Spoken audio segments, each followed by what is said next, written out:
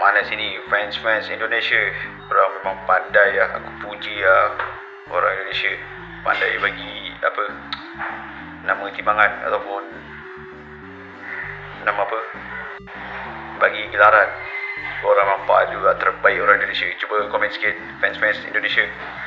Jadi gang, untuk korang yang tak tahu, aku just nak share yang netizen Indonesia gelar Joshua Band ni daripada Myanmar ni Cahaya Asia.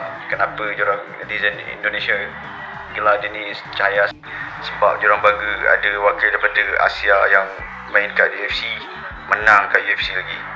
Gila, yang wakil daripada Asia pun yang kita ada buat masa sekarang ni ada JK Saragih, dan insyaAllah ada kemungkinan si Bilal akan masuk ke UFC juga. Kita doakan je lah yang baik-baik.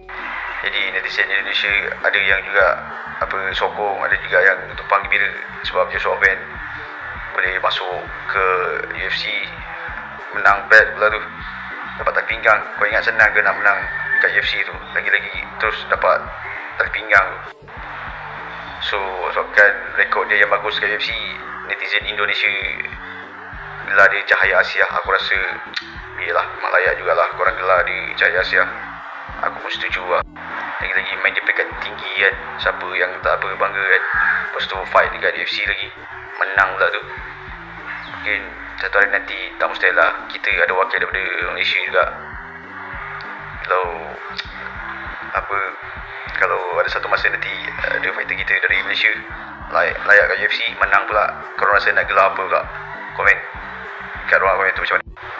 Apa-apa pun, tahniah je Suapan, juga netizen Indonesia, korang memang padu lah, memang pandai lah korang bagi gelaran kat orang. Mantap. So this is Fox right now.